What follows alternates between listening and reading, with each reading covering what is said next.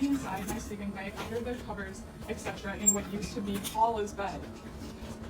Simon is blowing his nose because he has a cold and looks rather dazed in the Kim Luke memorial bed. Scotty is sitting on my knees and is more demanding than ever, but thankfully she drools less now. Yeah.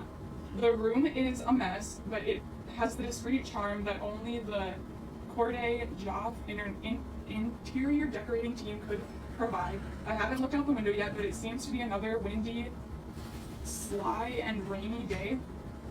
Now the 5th day in a row. You remember those days. The rain doesn't just fall, but it swirls and comes in waves, rendering dryers and a fond memory of the past. The fire is out as it always is in the morning hours to the truly high quality wood that Mr. Knott provides us with. We have a span of around 10 days when it was colder than it has ever been in here. I thought about burning Shelley for heat. But I was worried about the potential stench. Oh, I don't know. Is Shelley the dog? No. I don't think Maybe that's what he's getting married to. The other option was to let her sleep with me, but once again, the stank would have proven overwhelming. It must be the dog. Not to mention the bit that Sooty, the other dog, there may be 2 dogs, would become quite upset. Shelley has all the charisma of a crayfish. What? I'm pretty sure that's what it says. Clayfish? Something like that. Something fish. And I avoid her whenever possible. This week, she is faking a cold and not going to work. So it's not a dog.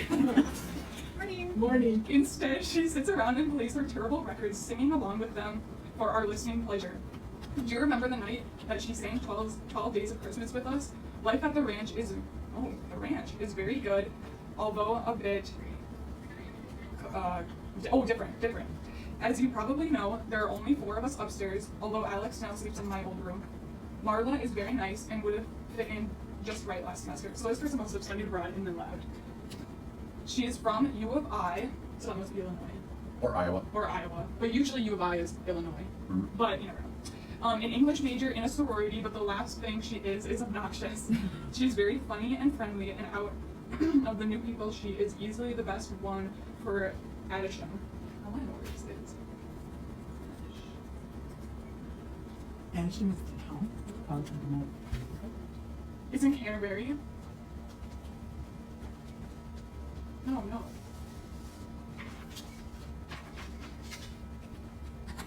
Oh, very southern. Right. Very southern. You see that? Yeah. Interesting. Chris White is here as well, and I'm quite glad that she is. We had a real sale last week. It was about 5:30, and Chris had taken her bike to make a phone call to London. A few minutes later, 2 women came to the door and said that Chris had been in an accident under the bridge. Coronary. That's like the exclamation. Coronary. Yeah. We ran down there, and she was lying under some blankets with an off-duty nurse taking care of her. Apparently, she was in the wrong lane, and she went head-on into a car. What? On a bike? I guess. Her face is very swollen, and she needed some stitches, but none of that is permanent, and she looks better every day. She was really quite lucky. Jackie is as wonderful as she ever was and gets along with Chris and Marla. She is still looking for a job, however. So you want to hear about Rome? Sure. That's what it says. At the end of January, I received a beautiful letter from Lisa, complete with designs on parchment, etc. I decided to take decisive action and sent off a letter by express mail, complete with a poem.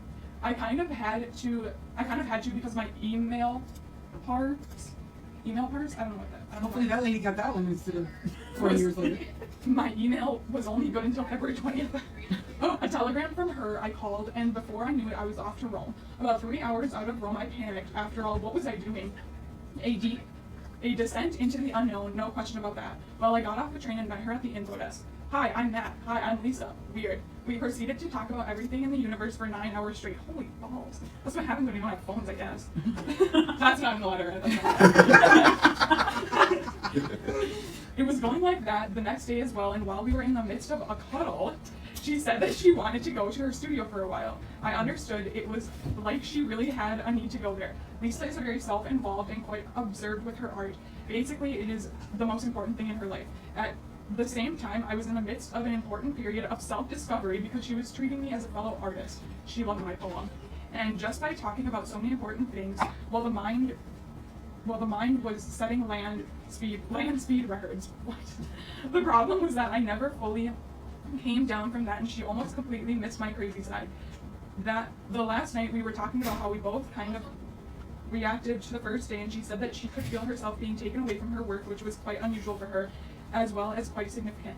An open verdict on the whole thing, unless I am flattering myself, I think we really touched each other and subsequently scared each other too. In any case, it was a very unusual experience in Rome, but wonderful. I finished first semester about 1.5 weeks ago, finally finishing the 2 Judith papers. Only a month late, not bad, huh?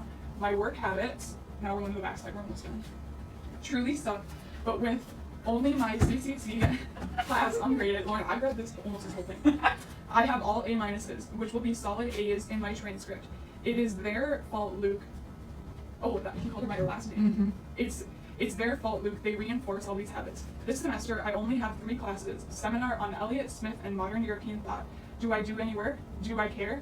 Right now, I'm just very happy and unconcerned about school life, etc. I am in England, and that is all that matters to me. And he wrote right now, but then he crossed it out. Since I returned from Rome, I have been in a very good state, more self-assumed and confident in myself for what I am, whatever that may be. Things are getting prettier all the time, and let's face it, there are only a few months left here, and this little cowboy is going to make the most out of his remaining time.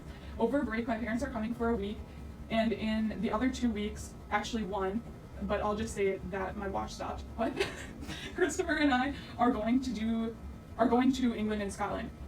He is handling the T's departure quite well, although yesterday in an unrelated incident we got shit-faced at the 7 Stars starting at 11 a.m. Mostly everyone is fine, but overall the new people are pretty dull, as in yawn, heavy eyelids, sleep. You sound like you're having a tremendous time, almost like you could be living in a beer advert? Beer advertisement.